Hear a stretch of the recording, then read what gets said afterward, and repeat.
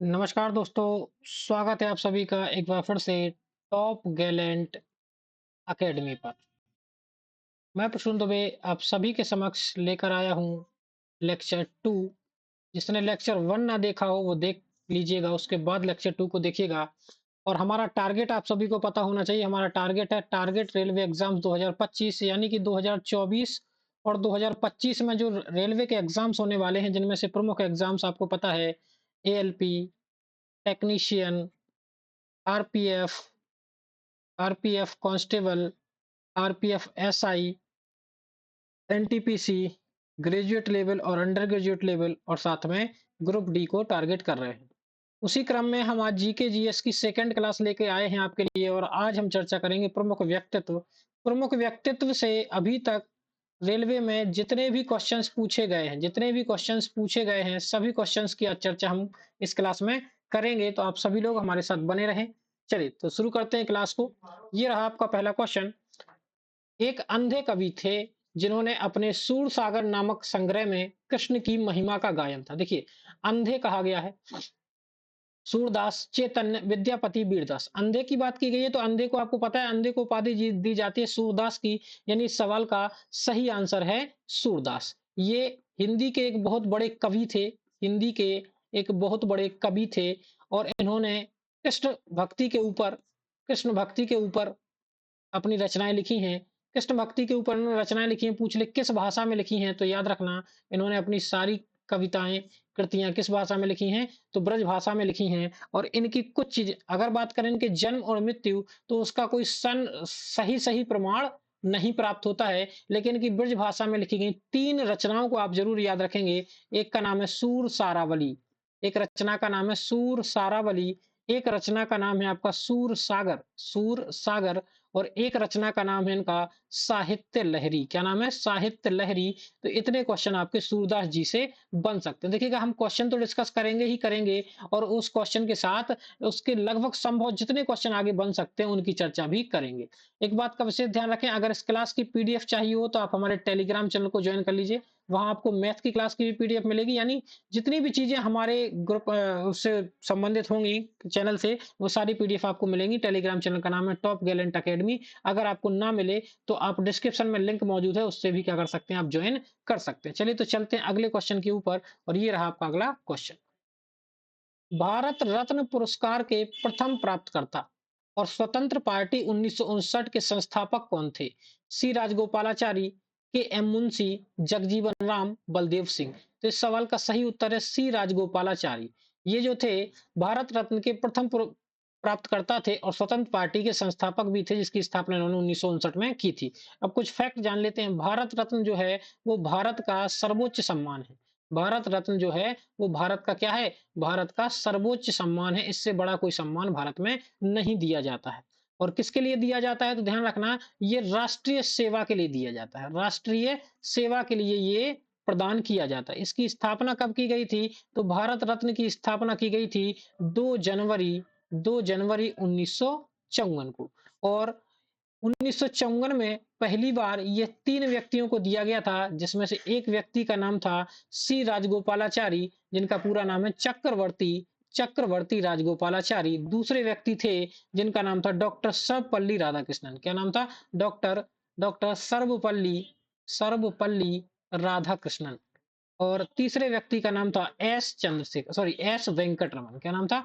S Venkat Raman, या पूरा नाम ले सकते हैं एस चंद्रशेखर वेंकट रमन। तो 1954 में ये 3 लोगों को प्रदान किया गया था। स्थापना 2 जनवरी 1954 को होती है।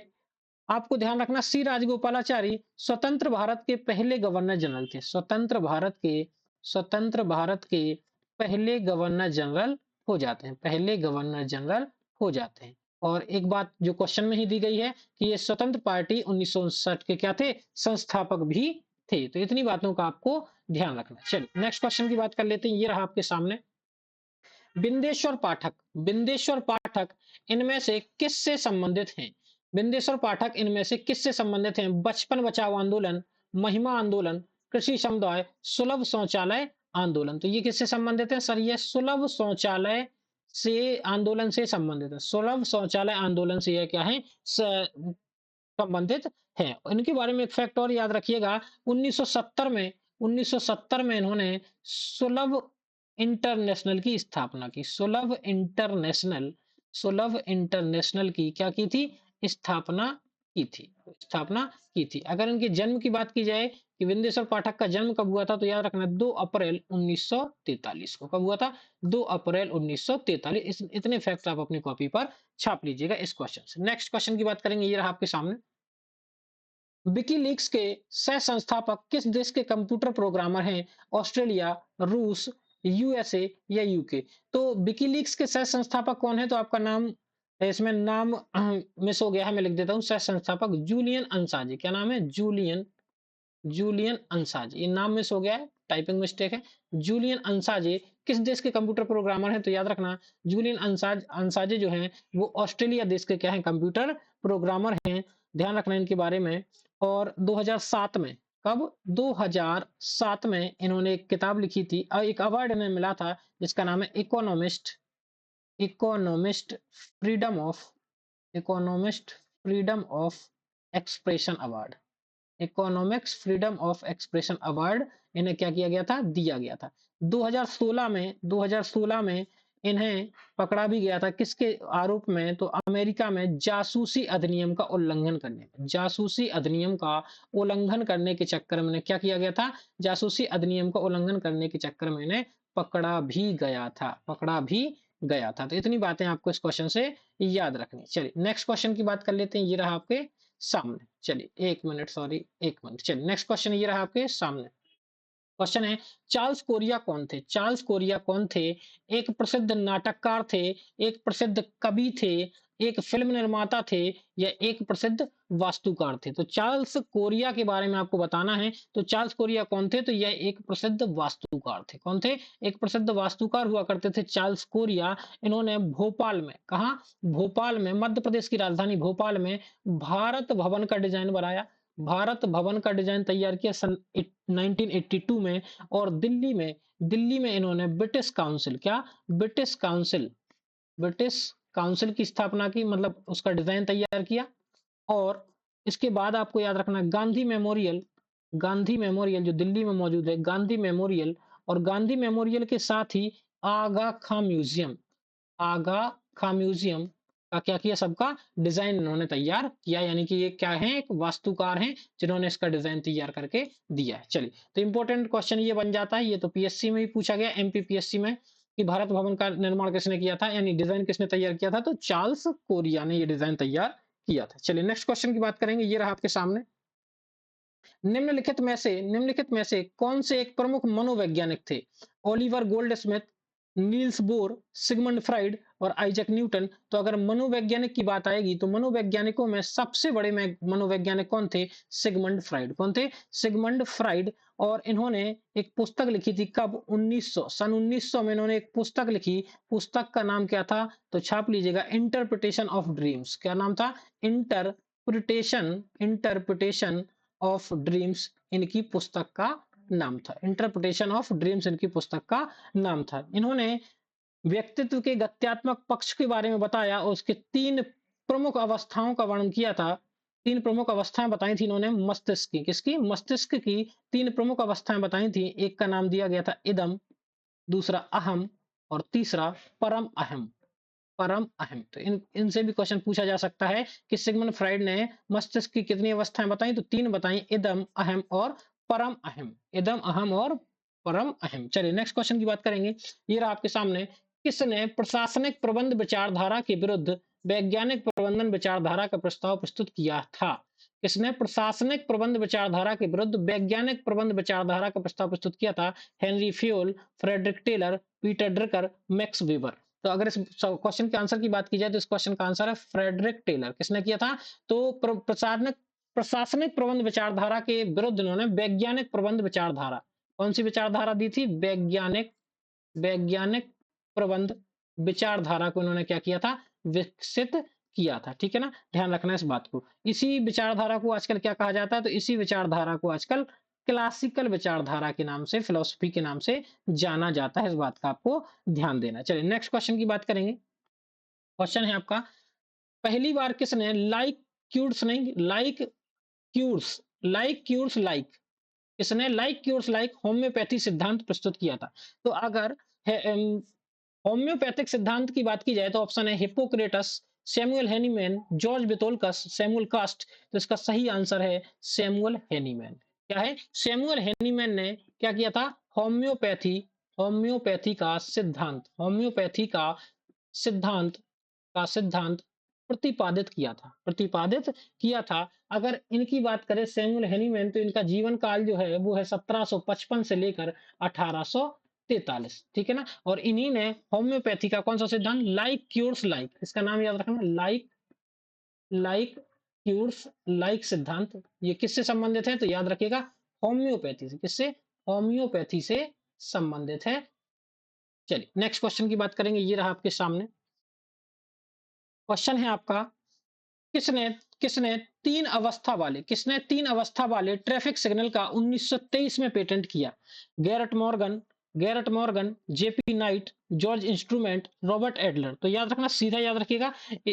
तीन अवस्था वाले ट्रैफिक सिग्नल का पेटेंट गैरट मॉर्गन ने किया था, गैरट नहीं गैरट, गैरट मॉर्गन ने किया था। और डेट याद रख लेना कब किया था, 1923 में किया था। ये क्वेश्चन भी आपको पूछा गया है आरआरबी एनटीपीसी में 2017 की परीक्षा में। चलिए नेक्स्ट क्वेश्चन की बात करेंगे, ये रहा आपके सामने।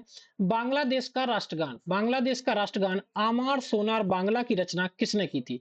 तो आपको सभी को पता होना चाहिए कि बांग्लादेश का राष्ट्रगान है आमार सोनार बांग्ला, इसकी बांग्ला और इसकी रचना की थी रविंद्रनाथ टैगोर ने। किसने की थी? रविंद्रनाथ टैगोर ने। कब? तो ये इन्होंने लिखा था कब? 1905 में। कब? 1905 में। और 1905 में बंगाल विभाजन के समय इन्होंने ये गाया था, बंगाल विभाजन के समय। और जब 1971 में बांग्लादेश का क्या चल रहा था? बांग्लादेश का मुक्ति संग्राम चल रहा था। बांग्लादेश का मुक्ति मुक्ति संग्राम जब चल रहा था तो इसे क्या स्वीकार किया? बांग्लादेश का राष्ट्रगान स्वीकार किया गया। कब? 1971 में। तो इसकी रचना कब हो गई? तो अमर सोनार बांग्ला की रचना की थी रविन्द्रनाथ टैगोर ने कब? 1905 में। लेकिन इसे बांग्लादेश का राष्ट्रीय गान कब बनाया गया? 1971 में। क्योंकि आप सभी को पता है कि बांग्लादेश आजाद कब हुआ? 16 दिसंबर 1971 को। 16 दिसंबर 1971 को इस दिन कौन आजाद हुआ था? तो इस दिन बांग्लादेश आजाद हुआ था। किससे? तो बांग्लादेश आजाद हुआ था आपके पाकिस्तान से। किससे? पाकिस्तान से आजाद हुआ। चलिए नेक्स्ट क्वेश्चन की बात करेंगे, ये रहा आपके सामने। क्वेश्चन है, अमेरिकी वैज्ञानिक एडमिन लैंड, क्या नाम है? एडविन, सॉरी एडमिन नहीं, एडविन लैंड किस लिए प्रसिद्ध थे? रडार का आविष्कार, सूर्य की सतह पर हीलियम की खोज, पंजीकृत किया पेटेंट की संख्या, या क्रिप्टॉन की खोज। तो अमेरिकी वैज्ञानिक जो थे एडमिन लैंड, वो पंजीकृत किए गए पेटेंट की संख्या के लिए क्या थे? प्रसिद्ध थे, ठीक है ना। इन्हें क्या क्या माना जाता है? तो इन्हें पोलेराइड, ध्यान रखना इनके बारे में, इन्हें पोलेराइड कॉरपोरेशन, पोलेराइड कॉरपोरेशन के सह संस्थापक के रूप में जाना जाता है। इसके रूप में किसी, तो आप कह सकते हैं एडविन एडविन लैंड को पोलेराइड के सह संस्थापक के रूप में जाना जाता है। आप जान सकते हैं प्रकाश का ध्रुवीकरण जिससे होता है, पोलेराइड क्या कहलाता है? जो क्या करता है सर? पोलेराइड क्या करता है? प्रकाश का ध्रुवीकरण, प्रकाश का ध्रुवीकरण। वहीं अगर बात की जाए कि रडार का आविष्कार किसने किया था, तो रडार का आविष्कार आप याद रखना Robert Watson, Robert Robert Watson water ने, रॉबर्ट वॉटसन वॉटर ने किया था। कब? 1930 में। बात करें सूर्य की सतह पर हीलियम की खोज किसने की थी? तो वो की थी फ्रैंकलैंड ने। किसने की थी? फ्रैंकलैंड ने की थी सूर्य की सतह पर हीलियम की खोज। और वहीं बात करें पंजीकृत किए गए पेटेंट की संख्या, तो आप सभी को पता चल गया एडविन लैंड ने। और अगर बात करें क्रिप्टॉन की खोज, तो ये की थी विलियम रॉमसे। किसने? विलियम विलियम रामसे ने काय की खोज की थी? तो ये की थी आपकी क्रिप्टॉन की खोज। तो इस क्वेश्चन के सारे फैक्ट्स मैंने इस ऑप्शन में डिसाइड कर दिए। चलिए नेक्स्ट अगला क्वेश्चन ये रहा, इनमें से किसे लेडी विद द लैंप का खिताब दिया गया? मैडम कामा, फ्लोरेंस नाइटिंगेल, एनी बेसेंट, या सरोजनी नायडू। तो ध्यान रखना, लेडी विद द लैंप के नाम से जाना जाता है फ्लोरेंस नाइटिंगेल। किसे जाना जाता है? लेडी विद द लैंप के नाम से फेमस कौन है? Florence Nightingale. और इन्हें आधुनिक नर्सिंग आंदोलन का जन्मदाता कहा जाता है। किसका जन्मदाता? आधुनिक नर्सिंग आंदोलन का, आधुनिक नर्सिंग आंदोलन का जन्मदाता, जन्मदाता इन्हें कहा जाता है। ठीक है ना? और इन्हें उपाधि क्या मिली है? तो इन्हें कहा फ्लोरेंस नाइटिंगेल को क्या कहा जाता है? तो लेडी विद द लैंप, आप सभी को पता है। लेडी विद द लैंप इन्हें कहा जाता है। चलिए नेक्स्ट क्वेश्चन की बात करेंगे। क्वेश्चन है आपका, विश्व के किस प्रसिद्ध व्यक्तित्व को फ्यूरर के नाम से जाना जाता है? Vladimir Putin, Adolf Hitler, Napoleon Bonaparte या फिर जोसेफ स्टालिन? तो इसका आंसर क्या होगा? आप सभी को पता है, एडोल्फ हिटलर। एडोल्फ हिटलर को क्या कहा जाता है? तो एडोल्फ हिटलर को फ्यूरर कहा जाता है। क्या कहा जाता है? फ्यूरर कहा जाता है एडोल्फ हिटलर को। इसके बारे में एक और बात, ये कहां से संबंधित था? तो यह जर्मनी से संबंधित था। और ये क्या था? तो यह एक तानाशाह था। जर्मनी का एक बहुत बड़ा तानाशाह था। नाम क्या था? Adolf Hitler. और कौन सी पार्टी का संस्थापक था? तो ये नाजी पार्टी का। कौन सी? नाजी पार्टी का संस्थापक था। क्या था? नाजी पार्टी का संस्थापक ये हुआ करता था। चलिए नेक्स्ट क्वेश्चन की बात करेंगे। ये रहा आपके सामने क्वेश्चन है, किस राजनेता को लोकप्रिय रूप से चाचा कहकर संबोधित किया जाता है? तो आप सभी को पता है, अभी हम उन्हीं दिनों में चल रहे हैं। तो चाचा किसे कहा जाता था? तो चाचा आप सभी को पता है, जवाहरलाल नेहरू। जवाहरलाल नेहरू को क्या कहा जाता है? चाचा कहा जाता है। अगर इनके जन्म की बात की जाए तो इनका जन्म हुआ था 14 नवंबर, जो हाल ही के कुछ दिनों में गुजरा है। 14 नवंबर 1889 को क्या हुआ था? इनका जन्म हुआ था। अगर पूछे जन्म कहाँ हुआ था, तो उस समय का इलाहाबाद और वर्तमान में क्या कहते हैं हम इसे? वर्तमान में कहते हैं इसे प्रयागराज। ठीक है ना? ये जवाहरलाल नेहरू के बारे में जानकारी। अगर बात करें कि जवाहरलाल नेहरू कौन थे, तो यह भारत के प्रथम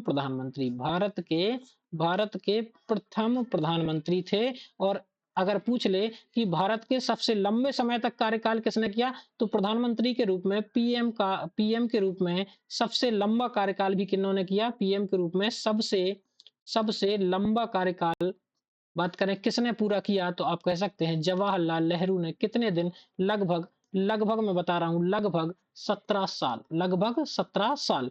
कैसे लग रहे हैं आपको क्वेश्चन? एक बार कमेंट बॉक्स में कमेंट जरूर कर दीजिएगा। और हाँ, एक चीज और ध्यान रखिएगा, पीडीएफ कहाँ प्राप्त होगी? तो हमारे टेलीग्राम चैनल पर, जिसका नाम है टॉप गैलेंट अकेडमी। चलिए नेक्स्ट क्वेश्चन की बात करेंगे। ये रहा आपके सामने क्वेश्चन है, किस व्यवहारिक मनोविग किसे किसे व्यावहारिक मनोविज्ञान का जनक कहा जाता है? Sigmund Freud, William Wundt, Gustav Falcon. तो व्यवहारिक मनोविज्ञान के जनक की बात की जाए तो व्यवहारिक मनोविज्ञान का जनक कहा जाता है विलियम बुंट। ये गलत लिखा था, विलियम बुंट को कहा जाता है। और ये कहाँ के मनोवैज्ञानिक थे? तो याद रखना, ये सर जर्मनी के मनोवैज्ञानिक थे। एक बात और याद रखना, 1879 में इटली में एक शहर है जिसका सॉरी जर्मनी में एक शहर है जिसका नाम है लिपजिंग। क्या नाम है? लिपजिंग। और लिपजिंग में एक विश्वविद्यालय है, उसका नाम है लिपजिंग विश्वविद्यालय। तो लिपजिंग विश्वविद्यालय में इन्होंने मनोविज्ञान की प्रथम प्रयोगशाला क्या की थी? स्थापित की थी। मनोविज्ञान की प्रथम प्रयोगशाला स्थापित की थी इन्होंने। कहा? जर्मनी के लिपजिंग नाम के शहर में। ठीक है ना? चलिए नेक्स्ट क्वेश्चन की बात करेंगे। ये रहा आपके सामने क्वेश्चन है, कॉल सेगन। कॉल सेगन कौन था? एक अमेरिकी खगोल शास्त्री, एक ब्रिटिश भौतिक विज्ञानी, फ्रांसीसी अंतरिक्ष यात्री या अमेरिकी राष्ट्रपति? तो याद रखना, कॉल सेगन कौन था? तो ये था एक अमेरिकी खगोल शास्त्री। ये क्वेश्चन भी आपका पूछा गया है 2016 में एनटीपीसी की परीक्षा में। ठीक है ना?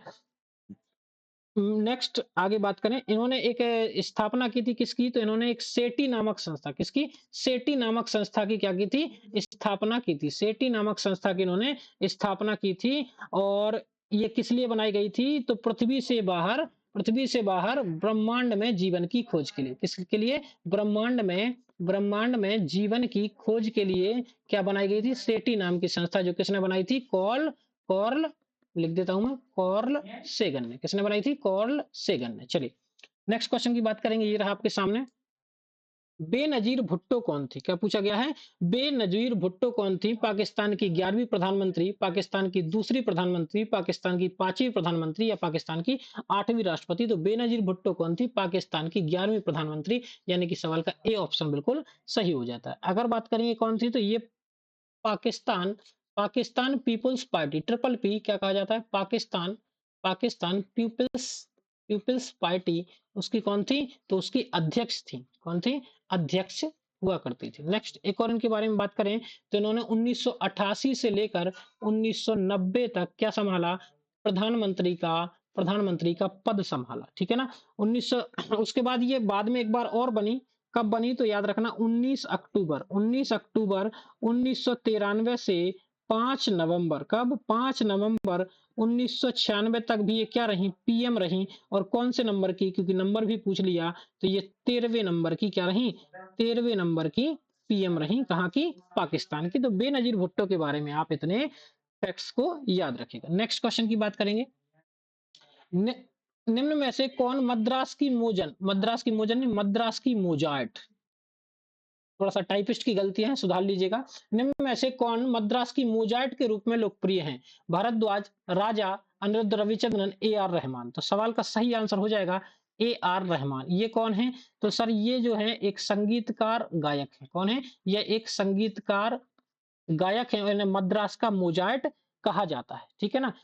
इन्हें गोल्डन ग्लोब, कौन सा, गोल्डन ग्लोब पुरस्कार भी प्रदान हो चुका है। गोल्डन ग्लोब पुरस्कार भी मिल चुका है। और सबसे इंपॉर्टेंट बात इनके बारे में याद रखना कि इन्हें इन्हें ऑस्कर पुरस्कार भी प्राप्त हो चुका है अपनी संगीतकारी के लिए। Slum dog Millionaire, slum dog एक पिक्चर आई थी, स्लम डॉग मिलेनियर, उस पिक्चर में उस पिक्चर में गाना गाने के लिए इन्हें क्या मिल चुका है, ऑस्कर भी मिल चुका है। तो इनके बारे में ये फैक्ट याद रखना, बहुत महत्वपूर्ण क्वेश्चन हो जाता है। चलिए नेक्स्ट क्वेश्चन की बात करेंगे। ये रहा आपके सामने। इरोम चानू शर्मिला को भी आयरन लेडी के रूप में जाना जाता है। इरोम चानू शर्मिला जो है वो आयरन लेडी के रूप में जाना जाता है। तो कहाँ की आयरन लेडी के रूप में जाना जाता है? मणिपुर, त्रिपुरा, नागालैंड या मिजोरम। तो ध्यान रखना, इरोम चानू शर्मिला को मणिपुर, क्योंकि आप सभी को पता है ज्यादातर दंगे कहाँ हुए, मणिपुर में। तो मणिपुर की क्या कहा जाता है ना, आयरन लेडी के नाम से जाना जाता है, क्योंकि इन्होंने जो एक प्रकार से, अगर मणिपुर की बात करें तो मणिपुर की राजधानी क्या है, इम्फाल है। आप सभी को पता है इन राज्यों में अधिकतर क्या फैली रहती है, तो इन राज्यों में अधिकतर अशांति फैली रहती है। तो उसके लिए इन्होंने क्या किया, उसके लिए इन्होंने भूख हड़ताल भी की है। कब से कब तक की, तो इन्होंने 2000 से 2016 के बीच में इस अशांति से बचने के लिए, एक दर्जा दिलाने के लिए राज्य को क्या किया है, तो इन्होंने भूख हड़ताल भी की है। बहुत ही फेमस व्यक्ति हैं इरोम चानू शर्मिला। कहाँ की रहने वाली हैं, मणिपुर की है। और इन्हें मणिपुर की राजधानी क्या है, तो मणिपुर की राजधानी है इम्फाल। ठीक है ना। और मणिपुर भारत का एक क्या है, मणिपुर भारत का एक पूर्वोत्तर राज्य, कैसा राज्य है, पूर्वोत्तर राज्य है, जो 7 बहनों में से एक माना जाता है। चलिए नेक्स्ट क्वेश्चन की बात करेंगे। बॉलीवुड की बॉलीवुड की भव्य बूढ़ी महिला, ग्रैंड ओल्ड ओल्ड लेडी किसे कहा जाता है? जोहरा सहगल, नरगिस, सुरैया या मधुबाला। तो अगर बात करें तो ये कहा जाता है किसे, जोहरा सहगल को कहा जाता है भव्य बूढ़ी महिला या ग्रैंड ओल्ड लेडी के नाम से जाना जाता है। इनके अगर जन्म की बात की जाए तो इनका जन्म हुआ था 27 अप्रैल 1912 में। कब हुआ था, इनका जन्म हुआ था 27 अप्रैल 1912 में। और इनकी मृत्यु कब हुई, तो मृत्यु याद रखना, इनकी मृत्यु होती है 10 जुलाई 2014 को। 10 जुलाई 2014 को क्या हो जाती है, इनकी मृत्यु हो जाती है। ठीक है ना। यह एक कौन थी, तो यह एक फिल्म अभिनेत्री थी। कौन थी, यह एक फिल्म अभिनेत्री थी। ठीक है ना। इनका अगर असली नाम की बात करें, जोहरा सहगल तो इन्होंने बाद में नाम रखा, इनका असली नाम हुआ करता था साहिबजादी जोहरा जोहरा बेगम बेगम मुमताज मुमताज उल्ला खान, मुमताज उल्ला खान, ये इनका पूरा नाम हुआ करता था। और ये कौन थी, तो ये एक सुन्नी मुस्लिम महिला थी। कौन थी, ये एक सुन्नी मुस्लिम महिला थी। और इन्हें क्या कहा जाता है, बॉलीवुड की भव्य बूढ़ी महिला या ग्रैंड ओल्ड लेडी के नाम से इन्हें जाना जाता है। चलिए नेक्स्ट क्वेश्चन की बात कर लेंगे। ये रहा आपके सामने क्वेश्चन है आपका। रामानंद सागर रामानंद सागर की रामायण एक टीवी श्रृंखला 1986 से 1988 में सीता की भूमिका किसने निभाई थी? देखिए सीता जी काफी फेमस रही। तो सीता जी की भूमिका किसने निभाई थी? दीपिका चिखलिया, अपराजिता, पद्मा खन्ना या अंजलि व्यास। तो ये निभाई थी दीपिका चिखलिया ने। किसने निभाई थी? दीपिका चिखलिया ने ये भूमिका निभाई थी। आपको याद रखना, सीधा सा क्वेश्चन। अगर आपसे पूछ ले कि राम जी की भूमिका किसने निभाई थी, तो आपको आंसर कमेंट बॉक्स में छाप देना है। मैं बस आपको एक हिंट दे सकता हूं। और हिंट क्या है कि वो क्या है, वर्तमान में मेरठ से क्या है, मेरठ से सांसद है। क्या है, मेरठ से सांसद है। ठीक है ना। सॉरी, विधायक है या सांसद है। ठीक है ना, ध्यान रखना। नाम चलो मैं ही बता देता हूं, नाम है अरुण गोविल। क्या नाम है? अरुण गोविल। ठीक है। चलिए नेक्स्ट क्वेश्चन की बात करेंगे। ये रहा आपके सामने। तुलनात्मक सुलाव के सिद्धांत, तुलनात्मक सुलाव सुलाव के सिद्धांत के प्रतिपादक का श्रेय इनमें से किस लोकप्रिय हस्ती को दिया जाता है? डेविड रिकार्डो, बैटल रॉयल, अन्य एक्सर, एडम स्मिथ। तो ध्यान रखना, तुलनात्मक सुलाव, ये सुलाव है। तुलनात्मक सुलाव के सिद्धांत का प्रतिपादन किसने किया था? डेविड रिकार्डो ने। किसने? डेविड डेविड रिकार्डो ने किया था। और ये कौन थे? तो ये एक ब्रिटिश अर्थशास्त्री थे। कौन थे? तो यह एक ब्रिटिश ब्रिटिश अर्थशास्त्री ब्रिटिश अर्थशास्त्री हुआ करते थे। इतनी बात आपको इनके बारे में याद रखना है, ठीक है ना। नेक्स्ट क्वेश्चन की बात करेंगे, ये रहा आपके स्क्रीन पर। 23 साल 23 साल कब से कब तक? 1802 से 1825 तक भारत में कौन रहा जो आम लोगों के रोजगार के जीवन के क्षेत्र परिदृश्य सदस्यों को चित्रित करता है? ऑप्शन है आपके, William Hodges, Walter Statesman, Walter Sherwill, George चिन्नारी।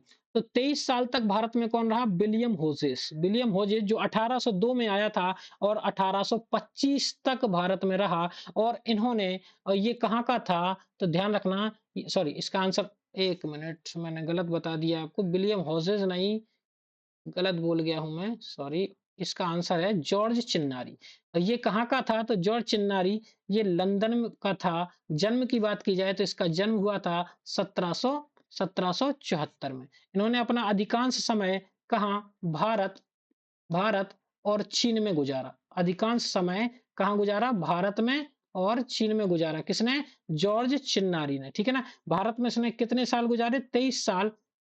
और इसने आम लोगों के रोजगार जीवन के क्षेत्र प्रदेश सदस्यों को क्या किया है? चित्रित किया है, दृश्यों को चित्रित किया है। नेक्स्ट क्वेश्चन की बात करेंगे, ये रहा आपके सामने।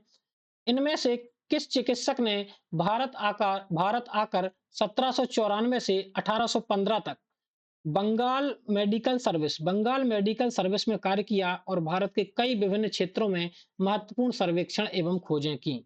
ऑप्शन है आपके, फ्रांसिस बुकानन, ये गलत लिखा है, फ्रांसिस बुकानन। सही क्या है? Francis Buchanan, sir William Jones, William Bentincks, Warren Hastings. तो ध्यान रखिएगा, अगर इस सवाल के आंसर की बात की जाए तो इस सवाल का सही आंसर है फ्रांसिस बुकानन। क्या नाम है? Francis Buchanan. और यह कौन था? तो यह एक चिकित्सक था, यानी जिसे हम क्या कह सकते हैं, यह एक डॉक्टर था। जिसने कहा? तो बंगाल मेडिकल सर्विस, यानी बंगाल मेडिकल कॉलेज जो है, तो बंगाल में क्या किया? बंगाल में डॉक्टर बन के ये रहा है, ठीक है ना। और यह लॉर्ड बेलेजली, किसका? यह लॉर्ड बेलेजली का शल्य चिकित्सक भी था। शल्य चिकित्सक भी था, ठीक है ना। नेक्स्ट क्वेश्चन की बात करेंगे, ये रहा आपके सामने। एम एस स्वामीनाथन, इन्हें कौन नहीं जानता? एम एस स्वामीनाथन कौन है? तो एम एस स्वामीनाथन एक कृषि वैज्ञानिक, एक पर्यावरण वैज्ञानिक, एक पक्षी वैज्ञानिक या एक पत्रकार? तो ध्यान रखना, एक कृषि वैज्ञानिक है। कौन? M S Swaminathan.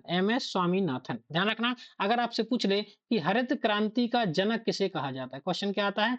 हरित क्रांति का जनक। तो हरित क्रांति का जनक कौन है? एम एस स्वामीनाथन है। ध्यान रखना, इन्हें 1967 में क्या प्रदान किया गया था? तो 1967 में इन्हें पद्मश्री प्रदान किया गया था। 1972 में इन्हें पद्म भूषण प्रदान किया गया था, पद्म भूषण।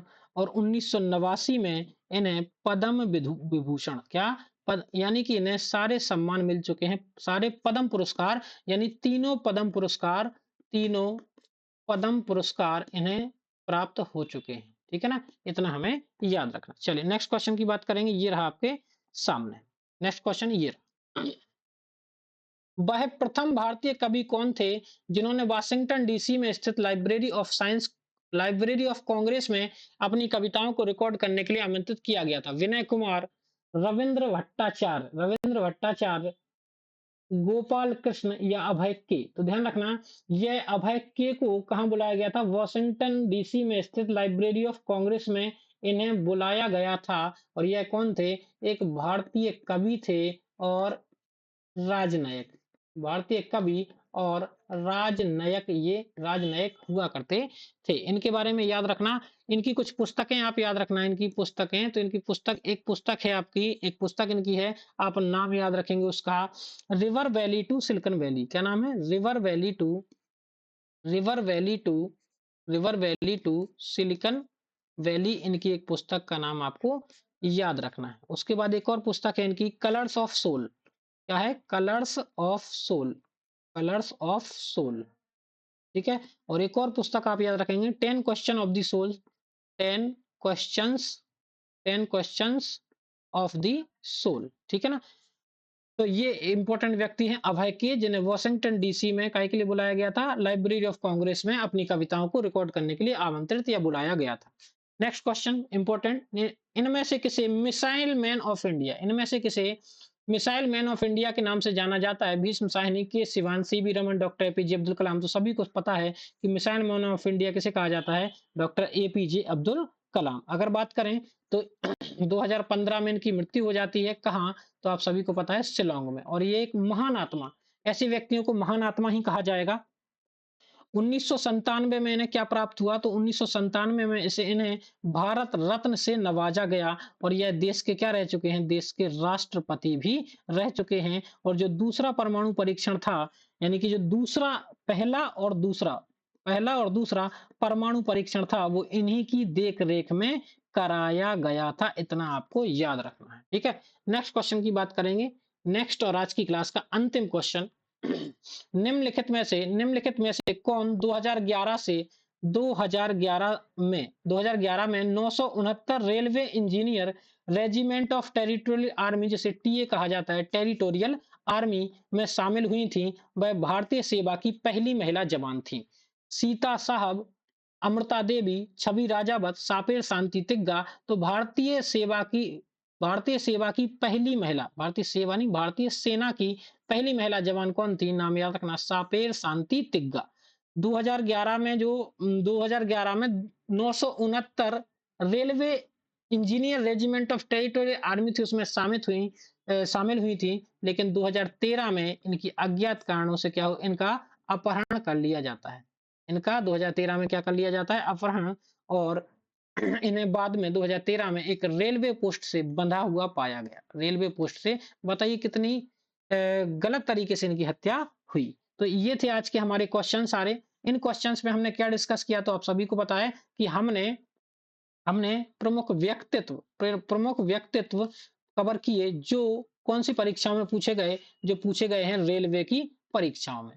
तो आप अंदाजा लगा सकते हैं कि किस प्रकार के क्वेश्चंस रेलवे की परीक्षाओं में पूछे जाते हैं। आपको क्लास कैसी लगी कमेंट में जरूर बता दीजिएगा, थोड़ा सा हमारा भी मनोबल बढ़ जाता है।